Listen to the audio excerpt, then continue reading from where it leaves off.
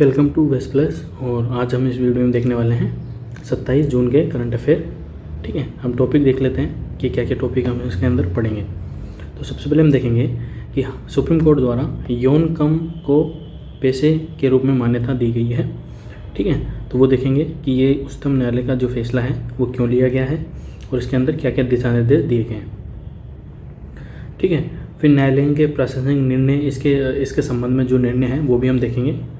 फिर जो next topic है वो है परम पोरुल सुपर कंप्यूटर। देश में अब तक स्थापित किए जा चुके सुपर कंप्यूटर कितने हैं, राष्ट्रीय सुपर कंप्यूटिंग मिशन क्या होता है उसके बारे में हम देखेंगे। मिशन का लक्ष्य क्या है, राष्ट्रीय सुपर कंप्यूटिंग मिशन की उपलब्धियां क्या रही है वो भी हम देखेंगे। नेक्स्ट टॉपिक है बिल प्रदेश की मांग। तो एक पृथक बिल प्रदेश की मांग की जा रही है। ठीक है, फिर से ठीक गुजरात, राजस्थान और मध्य प्रदेश के साथ महाराष्ट्र के जो आसपास का जो एरिया है वहाँ पर मानगढ़ नरसंहार क्या है वो भी हम देखेंगे। और भील जो जनजाति है वो कौन है वो उसके बारे में हम जानेंगे। फिर है जो वन लाइनर क्वेश्चन यहाँ से बनते हैं, तो वो छोटे करंट अफेयर है। तो बोंगो सागर युद्धाभ्यास के बारे में देखेंगे। अभिलाषा बराक कौन है, ठीक है, ये न्यूज़ के अंदर क्यों है उनके बारे में जानेंगे। और जो रेस्टोरेंट द्वारा ग्राहकों से लिया जाने वाला जो सर्विस चार्ज है, सेवा शुल्क है, वो क्या है उसके बारे में हम जानेंगे। और भद्रवाह में भारत का पहला लैवेंडर महोत्सव ये कहाँ पर है, ठीक है, और ये जो महोत्सव है वो किसकी उसके अंदर मनाया जाता है वो भी हम देखेंगे। फिर है प्रोजेक्ट निगाह क्या है वो हम देखेंगे। ऑपरेशन नमकीन, ये नमकीन वाला नमकीन नहीं है, ऑपरेशन नमकीन है, वो क्या है वो भी हम देखेंगे। और जो अंतिम टॉपिक है अपना वो है निर्देशक पोत। आपको ये दिख रहा होगा इमेज के अंदर, ये क्या है इसके बारे में हम जानेंगे। तो ये प्रमुख टॉपिक है आज के करंट अफेयर के, तो हम जो इसमें पढ़ेंगे। तो उससे पहले एक बार अगर आप वेस्ट प्लस पे नए हैं तो लाइक करें, शेयर करें और चैनल को सब्सक्राइब करें। लेकिन उससे पहले वीडियो पूरा देखें, वीडियो अच्छा लगे तभी ही सब्सक्राइब करना चैनल को और बेल आइकन को जरूर दबाएं। चलिए शुरू करते हैं सबसे पहले टॉपिक के साथ। तो सबसे पहला टॉपिक क्या है अपना, वो है उच्चतम न्यायालय द्वारा यौन कर्म को पेशे के रूप में मान्यता। Supreme Court recognises sex work as a profession. जैसे वकील का प्रोफेशन होता है, टीचर का प्रोफेशन होता है, वैसे ही जो सेक्स वर्कर है उसको भी सुप्रीम कोर्ट ने एक पेशे के रूप में मान्यता दे दी है। अब ये क्यों दिया गया है वो हम देखते हैं। एक महत्वपूर्ण आदेश में भारत के सर्वोच्च न्यायालय ने यौन कर्म यानी कि सेक्स वर्क को एक पेशे और व्यापार के रूप में मान्यता प्रदान की है। शीर्ष अदालत ने यह आदेश कोविड-19 महामारी के कारण यौन कर्मियों की समस्याओं को उठाते हुए दायर की गई याचिका पर सुनवाई के दौरान किया गया था। इस याचिका में कोविड-19 के कारण यौन कर्मियों की बदहाली को उजागर किया गया है और पूरे भारत में 9 लाख से अधिक महिलाओं और ट्रांसजेंडर यौन कर्मियों के लिए राहत उपायों की मांग की गई थी। ठीक है, तो ये मुख्य कारण था इस फैसले के पीछे। कितने महिलाएं यौन कर्मी में शामिल, 9 लाख से अधिक, और ट्रांसजेंडर भी इसके अंदर शामिल है। उच्चतम न्यायालय फैसला के दिशा निर्देश क्या है, सभी राज्य और केंद्र शासित प्रदेश। ठीक है, तो ये आपको ध्यान रखना है, इसके अंदर सभी राज्य और यूटी शामिल हैं, यानी कि 28 राज्य और 8 यूटी सभी शामिल हैं। ठीक है, तो ये आप ध्यान रखेंगे, आपको फंसा सकता है यहाँ पर, तो आप ध्यान रखेंगे सभी राज्यों और केंद्र शासित प्रदेशों में पुलिस बलों को यौन कर्मियों के साथ सम्मानजनक व्यवहार करना चाहिए और उनके साथ मौखिक या शारीरिक रूप से दुर्व्यवहार नहीं करना चाहिए। अधिकारी को यह कर्तव्य है कि वे अनैतिक व्यापार रोकथाम अधिनियम 1956 के तहत यौन कर्मियों को सुरक्षा प्रदान करें। कौन से अधिनियम के तहत, अनैतिक व्यापार रोकथाम अधिनियम 1956 के तहत। पुलिस और अन्य कानून प्रवर्तन एजेंसियों को यौन कर्मियों के अधिकारों के प्रति संवेदनशील बनाया जाना चाहिए। हाल ही में लागू की गई आईपीसी की धारा 354C को इलेक्ट्रॉनिक मीडिया के खिलाफ सख्ती से लागू किया जाना चाहिए, जिससे कि बचाव अभियानों की रिपोर्टिंग करने की आड़ में अपने ग्राहकों के साथ यौन कर्मियों की तस्वीरें प्रसारित करने पर रोक लगाई जा सके। जैसे कभी रेड हो जाती थी होटल वगैरह में, इन सब में, तो वो यौन कर्मियों के साथ जो उनके ग्राहक पकड़े जाते थे तो वो मीडिया की वजह से सार्वजनिक हो जाते थे। ठीक है, जिसके कारण उनकी जो काम करने की जो प्रोबेबिलिटी थी वो कम हो जाती थी। ठीक है, तो आईपीसी की धारा 354C में दृश्य रतिका यानी कि वोयेरिज्म को एक अपराध कृत्य घोषित किया गया है। दृश्य रतिकता ठीक है, मतलब अगर आप किसी होटल में रेड कर रहे हो तो आपको मीडिया ले जाना अलाउ नहीं है। नेक्स्ट क्या है, इच्छा के विरुद्ध हिरासत में रखी गई वयस्क महिलाओं से संबंधित मामलों की समीक्षा करने तथा उन्हें समयबद्ध तरीके से रिहा करने के लिए कार्रवाई करने हेतु राज्य सरकारों को आश्रय गृहों का सर्वेक्षण करना चाहिए टाइम पर, ठीक है, जिनको वहाँ पर अगर रखा गया है तो उनका टाइम पर सर्वेक्षण होना चाहिए। किसके द्वारा? स्टेट गवर्नमेंट द्वारा। केंद्र सरकार और राज्य सरकारों द्वारा राष्ट्रीय विधिक सेवा प्राधिकरण, राज्य विधिक सेवा प्राधिकरण और जिला विधिक सेवा प्राधिकरण के माध्यम से यौन कर्मियों को उनके अधिकारों के बारे में शिक्षित करने के लिए कार्यशालाएं आयोजित की जानी चाहिए। ठीक है, राष्ट्रीय विधिक सेवा प्राधिकरण, राज्य विधिक सेवा प्राधिकरण और जिला विधिक सेवा प्राधिकरण यौन कर्मियों को उनके अधिकारों के बारे में शिक्षित करने चाहिए। उसके लिए कार्यशालाएं आयोजित करनी चाहिए। किसको? केंद्र सरकार और राज्य सरकार।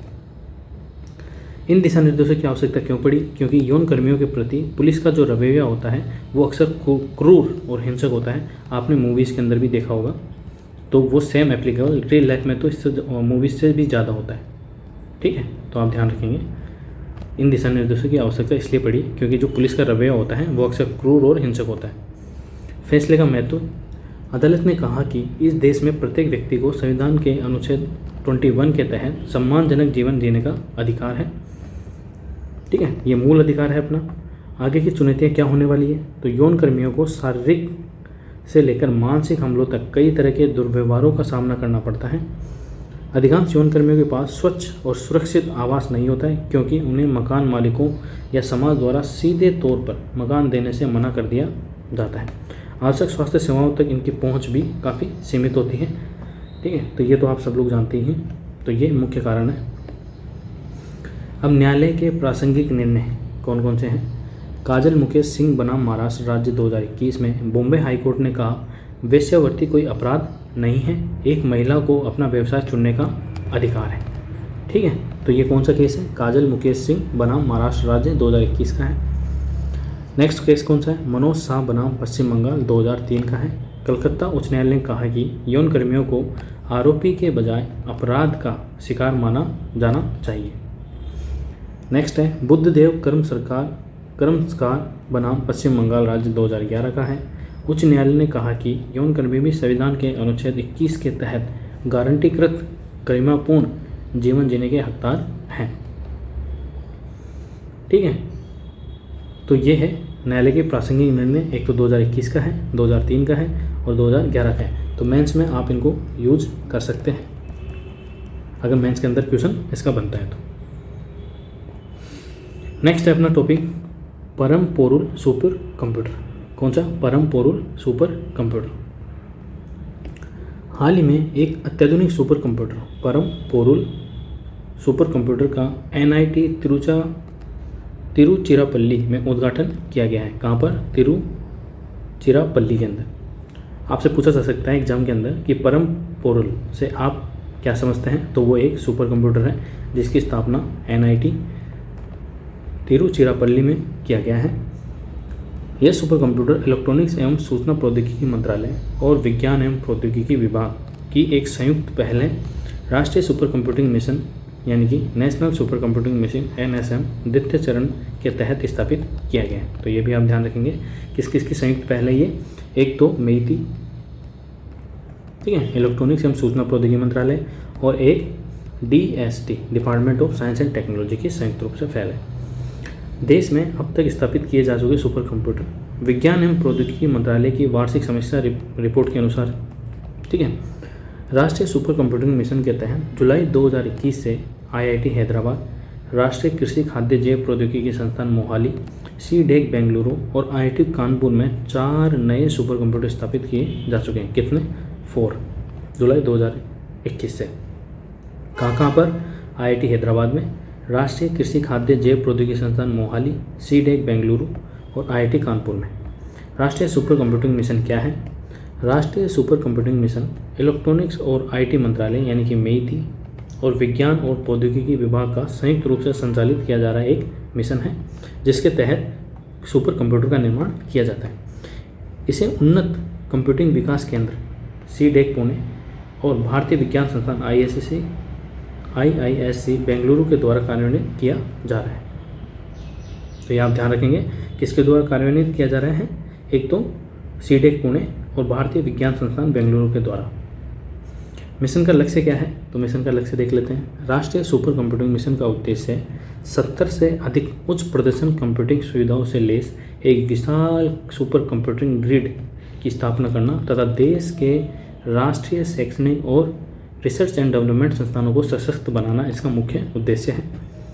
इन सुपर कंप्यूटरों को राष्ट्रीय ज्ञान नेटवर्क यानी कि नेशनल नॉलेज नेटवर्क पर राष्ट्रीय सुपर कंप्यूटिंग ग्रिड से जोड़ा जाएगा। इस मिशन में इन अनुप्रयोगों के विकास संबंधी चुनौतियों का सामना करने के लिए उच्च पेशेवर प्रदर्शन कंप्यूटिंग की जानकारी रखने वाले कार्यबल का विकास सम्मिलित किया गया है। राष्ट्रीय सुपर कंप्यूटिंग मिशन की उपलब्धियां देख लेते हैं कि अब तक इसने कितनी उपलब्धियां हासिल कर ली है 2022 तक। स्वदेशी तौर पर असेंबल किए गए पहले सुपर कंप्यूटर परम शिवाय को IIT BHU में स्थापित किया गया है। कहाँ पर, IIT BHU में। नाम क्या है, परम शिवाय। उसके बाद परम शक्ति को IIT खड़गपुर में, परम ब्रह्मा को IISER पुणे में स्थापित किया गया था। ये सुपर कंप्यूटर मौसम एवं जलवायु, computational fluid dynamics, bio informatics और मटेरियल साइंस जैसे क्षेत्रों में संबंधित अनुप्रयोगों से लैस है। ठीक है, तो ये आप ध्यान रखेंगे उपलब्धियाँ। अब नेक्स्ट टॉपिक है हमारा भील प्रदेश की मांग। तो ये क्यों उठ रही है वो हम देखेंगे। एक बार आप मैप में देख लीजिए कि भील प्रदेश की मांग कहाँ पर, तो राजस्थान का जो दक्षिणी भाग है यानी कि डूंगरपुर बांसवाड़ा ये, ठीक है, और गुजरात का जो पूर्वी भाग है ये वाला, महाराष्ट्र का उत्तर पूर्वी भाग है, ठीक है, और मध्य प्रदेश का पश्चिमी भाग है। ठीक है, तो ये पूरा जहाँ पर भील जनजाति निवास करती है तो उसकी अलग से प्रदेश की मांग चल रही है। एक पृथक भील प्रदेश की मांग, हाल ही में एक पृथक भील प्रदेश गठित किए जाने की मांग से फिर से उठाई जाने लगी है। भील प्रदेश के बारे में देख लेते हैं। ये पश्चिमी भारत में आदिवासी आबादी के लिए एक अलग राज्य गठित किया जाने की मांग है। इसके तहत 4 राज्य, कौन कौन से अभी मैप में देखा अपन ने, 4 राज्यों में विस्तारित 39 जिले, कितने 39 जिलों में, गुजरात के जिसमें 16 हैं, राजस्थान के 10 हैं, मध्य प्रदेश के 7 हैं और महाराष्ट्र के 6 को मिलाकर एक अलग राज्य बनाने की मांग की जा रही है। कौन कौन से राज्य शामिल हैं, गुजरात, राजस्थान, मध्य प्रदेश और महाराष्ट्र। वर्ष 1913 में हुए मानगढ़ नरसंहार के बाद भील समाज सुधारक और आध्यात्मिक नेता गोविंद गुरु ने सबसे पहले आदिवासियों के लिए अलग राज्य की मांग उठाई थी। तो गोविंद गुरु, आपसे पूछा जा सकता है कि जो आध्यात्मिक नेता गोविंद गुरु थे वो किस जनजाति से संबंधित थे। ठीक है, तो वो थे भील जनजाति से। आवश्यकता क्यों है, स्थानीय लोगों का कहना है कि राज्यों के बंटवारे के बाद इस क्षेत्र की आदिवासी आबादी कई राज्यों में बिखर गई, जिसकी वजह से उनकी सामूहिक आवाज़ें दब गई। नतीजतन उनके विकास से जुड़ी अधिकांश योजनाओं का लाभ उन्हें नहीं मिल पा रहा है। तो ये इनका प्रमुख कारण है कि क्यों ये अलग राज्य चाहते हैं। मानगढ़ नरसंहार क्या था, तो वो देख लेते हैं एक बार। मानगढ़ नरसंहार जलियांवाला बाग हत्याकांड। जलियांवाला बाग हत्याकांड कब होता है, आप मुझे कमेंट बॉक्स में बताइए। से 6 साल पहले हुआ था, मतलब जो जलियांवाला बाग हत्याकांड हुआ था उससे 6 साल पहले हुआ था। और इसके प्राय आदिवासी जलियांवाला भी कहा जाता है। ठीक है, प्राय आदिवासी जलियांवाला कहा जाता है किसे, मानगढ़ नरसंहार को। इस हत्याकांड या नरसंहार में 17 नवंबर 1913 को राजस्थान और गुजरात की सीमा पर अवस्थित मानगढ़ की पहाड़ियों में सैकड़ों भील आदिवासियों को ब्रिटिश सेना द्वारा मार डाला गया था। तो इसकी तुलना किससे होती है, जलियांवाला बाग हत्याकांड से होती है। भील कौन है, तो भील मुख्यतः पश्चिमी भारत में बसने वाला एक आदिवासी जातीय समूह है। गुजरात, मध्य प्रदेश, छत्तीसगढ़, महाराष्ट्र और राजस्थान राज्यों में भीलों को आदिवासी रूप में सूचीबद्ध किया गया है। भील भारत में सबसे बड़े जनजातीय समूह में से एक है और ये भील भाषा ही बोलते हैं। तो ये भी आप ध्यान रखेंगे कि भील है भारत में सबसे बड़े जनजातीय समूह में से एक है और ये भील भाषा बोलते हैं। नेक्स्ट है बोंगो सागर युद्धाभ्यास। तो आपको इस पिक्चर के अंदर देखिए, एक तो ये कौन है, शेख हसीना जी, और ये हमारे हैं prime minister PM Narendra Modi. ठीक है, बोंगो सागर युद्ध अभ्यास भारत और बांग्लादेश के बीच किया जाने वाला एक द्विपक्षीय नौसैनिक अभ्यास है। नौसैनिक मतलब होता है कि जो जल सेना होती है उनके मध्य होने वाला अभ्यास होता है, ठीक है। जो बांग्लादेश की पीएम है वो कौन है? शेख हसीना। और इंडिया की जो पीएम है वो तो आपको पता ही है। इस युद्धाभ्यास का तीसरा संस्करण हाल ही में बांग्लादेश के पोर्ट मोंगला में आयोजित किया गया था। कौन सा संस्करण? तो आपको जैसे कि युद्धाभ्यास होते हैं ना, तो आपको इसमें 3 चीज़ें याद रखनी होती है। पहला तो युद्धाभ्यास का नाम, ठीक है। दूसरा, किन देशों के बीच हुआ? भारत के साथ तो है ही, ठीक है। भारत और अन्य कौन सा देश है जिसके साथ ये युद्धाभ्यास होता है, और ये कौन सा संस्करण है, ठीक है। तो ये 3 चीज़ें आपको याद रखनी है। उद्देश्य क्या है? बोंगो सागर अभ्यास का उद्देश्य दोनों देशों की नौसेनाओं के बीच समुद्री अभ्यासों और जंगी कार्रवाई के व्यापक स्पेक्ट्रम में संचालन के माध्यम से उच्च स्तर की पारस्परिकता तथा संयुक्त परिचालन कौशल को विकसित करना इसके अंदर शामिल है, ठीक है। तो आपसे पूछा जा सकता है कि बोंगो सागर युद्ध अभ्यास किन किन देशों के मध्य है? तो भारत और बांग्लादेश के मध्य है, और ये द्विपक्षीय नौसैनिक अभ्यास है। और इसका कौन सा संस्करण है? तो ये तीसरा संस्करण है। नेक्स्ट, तो ये न्यूज़ में दिख रही है, ये कौन है? ये अभिलाषा बराक है। इनको मेडल क्यों दिया जा रहा है वो देखते हैं। कैप्टन अभिलाषा बराक 6 महीने का कॉम्बैट आर्मी एविएशन कोर्स पूरा करने के बाद कॉम्बैट एविएटर के रूप में आर्मी एविएशन कोर्प्स में शामिल होने वाली पहली महिला बन गई है। तो ये इसलिए मोस्ट इम्पोर्टेंट हो जाता है। पहले तो ये एक महिला है, दूसरी ये आर्मी एविएशन कोर्प्स में शामिल होने वाली पहली महिला बन गई है। कौन? अभिलाषा बराक। आर्मी एविएशन कोर्प्स थल सेना की सबसे युवा कोर है। इसका गठन 1 नवंबर 1986 को किया गया था, ठीक है। तो ये भी आप ध्यान रखेंगे, जो थल सेना होती है, जो आर्मी होती है, उसके अंदर सबसे युवा कोर है, जिसके अंदर अभिलाषा बराक को शामिल किया गया है, और ये पहली महिला है जो आर्मी एविएशन कोर्प्स में शामिल हुई है। तो आप इनके ध्यान रखेंगे, इनका नाम ध्यान रखेंगे, एग्जाम में आपसे पूछा जा सकता है। नेक्स्ट है रेस्तरां द्वारा यानी कि रेस्टोरेंट द्वारा ग्राहकों से लिया जाने वाला सेवा शुल्क, यानी कि जो सर्विस चार्ज होता है वो। सरकार ने रेस्टोरेंट मालिकों द्वारा ग्राहकों पर लगाए जाने वाले सेवा शुल्क सर्विस चार्ज को लेकर बैठक बुलाई। सर्विस चार्ज क्या है? होटलों द्वारा सेवा शुल्क लिया जाना स्वैच्छिक होता है, और इसका भुगतान करना अथवा नहीं करना उपभोक्ताओं की इच्छा पर निर्भर करता है। इस प्रकार का सेवा शुल्क कानून के अनुसार अनिवार्य नहीं है, ठीक है। तो जैसे भी आप जाओ, जब भी किसी होटल में खाना खाने, तो आपको बिल जरूर चेक करना है आपको। अगर उसके अंदर सर्विस चार्ज जुड़ा हुआ है तो आप अपनी आवाज़ उठा सकते हो, आपकी इच्छा पे निर्भर है कि आप उसको देवे या नहीं दे, ठीक है। नेक्स्ट है भद्रवाह में भारत का पहला लेवेंडर महोत्सव। लेवेंडर लेमियासी नामक मिंट वर्ग के पुष्पीय पौधों की 47 ज्ञात प्रजातियों की एक प्रजाति है। क्या है? लेवेंडर, ठीक है। तो आपसे डायरेक्ट एग्जाम के अंदर पूछा सकता है 1 लाइनर के अंदर, लेवेंडर से आप क्या समझते हैं? तो एक ये पुष्पीय पौधों की प्रजाति है।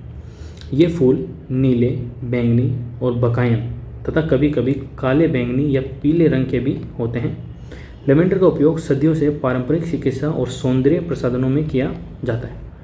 भद्रवाह जम्मू के टोडा जिले का एक कस्बा है, यानी कि जो जम्मू है उसके अंदर एक जिला है टोडा, तो वहाँ का एक कस्बा है। भारत का पहला national institute of high altitude medicine भी भद्रवाह में बनाया जा रहा है। भद्रवाह को भारत की बैंगनी क्रांति का जन्म स्थान भी बताया जाता है, तो ये इंपॉर्टेंट है। पहला तो भारत का पहला national institute of high altitude medicine Bhadrawah में, जो कि जम्मू के अंदर है। दूसरा, भद्रवाह को भारत की बैंगनी क्रांति का जन्म स्थान, तो ये भी इंपॉर्टेंट है, तो आप दोनों ही ध्यान रखेंगे। नेक्स्ट है प्रोजेक्ट निगाह। तो प्रोजेक्ट निगाह क्या है? Project Nigah inland container depot container tracking module का उपयोग करके कंटेनरों को ट्रैक करने की एक पहल है। ये मॉड्यूल आईसीडी के अंदर कंटेनर मूवमेंट की बेहतर दृश्यता में मदद करेगा। यह सीमा शुल्क और लंबे समय से खड़े कंटेनरों में तेज़ी लाने और समय पर मंजूरी की निगरानी में मदद करेगा, जिससे निवारक जांच सुनिश्चित करने के साथ साथ व्यापार करने में भी आसानी होगी। प्रोजेक्ट निगाह हाल ही में दिल्ली सीमा शुल्क क्षेत्र द्वारा शुरू किया गया था। दिल्ली सीमा शुल्क केंद्रीय अप्रत्यक्ष कर और सीमा शुल्क बोर्ड के तहत एक फील्ड बॉडी है, ठीक है। तो ये था प्रोजेक्ट निगाह। नेक्स्ट क्या है, नेक्स्ट है हमारा ऑपरेशन नमकीन। तो ऑपरेशन नमकीन क्या है, ये खाने वाली नमकीन नहीं है, ठीक है, ऑपरेशन नमकीन। हाल ही में राजस्व खुफिया निदेशालय यानी कि TRI द्वारा ऑपरेशन नमकीन के तहत 52 किलोग्राम कोकीन बरामद की गई है, जिसकी कीमत अंतर्राष्ट्रीय अवैध बाजार में 500 करोड़ रुपए से अधिक आंकी गई है। 52 किलो और उसकी कीमत है 500 करोड़ से अधिक, सोच सकते हैं आप। मादक पदार्थों पर रोक लगाने के लिए राजस्व खुफिया निदेशालय DRI द्वारा ऑपरेशन नमकीन शुरू किया गया था। किसके द्वारा, राजस्व विभाग खुफिया निदेशालय द्वारा। केंद्रीय अप्रत्यक्ष कर और सीमा शुल्क बोर्ड, राजस्व विभाग, वित्त मंत्रालय, भारत सरकार के अधीन राजस्व खुफिया निदेशालय भारत में तस्करी रोधी क्षेत्र में भारतीय सीमा शुल्क की शीर्ष एजेंसी है, ठीक है। तस्करी रोकने के लिए जो राजस्व खुफिया निदेशालय है वो भारतीय सीमा शुल्क की शीर्ष एजेंसी है, जिसके अंदर केंद्रीय अप्रत्यक्ष कर और सीमा शुल्क बोर्ड यानी कि CBIC, राजस्व विभाग, वित्त मंत्रालय के अधीन। राजस्व खुफिया निदेशालय सीमा शुल्क अधिनियम 1965 के प्रावधानों और शस्त्र अधिनियम, NDPS अधिनियम, कोपेपोसा, वन्यजीव अधिनियम, पुराव शेष अधिनियम आदि सहित 50 से अधिक अन्य संबद्ध अधिनियमों को लागू करता है, ठीक है। तो ये आप ध्यान रखिए। और आज का अंतिम टॉपिक है हमारा निर्देशक पोत। आपको इस पिक्चर के अंदर दिख रहा होगा, ये जो पोत है, जहाज है, वो क्या है। हाल ही में भारतीय नौसेना के लिए GRSE द्वारा निर्माणाधीन 4 सर्वेक्षण पोत परियोजना में से दूसरे जहाज निर्देशक को चेन्नई के कट्टुपल्ली में लॉन्च किया गया। कहाँ पर, चेन्नई के कट्टुपल्ली में। कौन सा, GRSE के द्वारा निर्माणाधीन 4 सर्वेक्षण मतलब निगरानी करने वाले पोत परियोजना में दूसरे जहाज निर्देशक को चेन्नई के कट्टुपल्ली में लॉन्च किया गया। ये भारतीय नौसेना के लिए बनाए जा रहे 4 सर्वेक्षण पोतों में से दूसरा है। कितने में से, 4 में से। इस जहाज या पोत का नामकरण पूर्ववर्ती निर्देशक पोत के नाम पर किया गया है, जो कि एक भारतीय नौसेना सर्वेक्षण पोत था। दिसंबर 2014 में 32 साल की शानदार सेवा के बाद इसे हटा दिया गया, ठीक है। 32 साल की शानदार सेवा, तो 2014 में इसको हटा दिया गया, ठीक है। जो इससे पहले वाला था, ठीक है, इससे पहले वाला जो था उसी के नाम पर इसका नाम रखा गया है, और जो पुराना था उसको हटा दिया गया था। तो ये था निर्देशक पोत। तो ये आज के 27 जून के करंट अफेयर थे। अगर आपको ये करंट अफेयर पसंद आते हैं, ये वीडियो पसंद आया तो चैनल को सब्सक्राइब करें और अपने दोस्तों के साथ इसको शेयर करें। Thank you. और इसकी PDF आप टेलीग्राम चैनल से ज्वाइन कर सकते हैं, लिंक आपको डिस्क्रिप्शन में मिल जाएगा।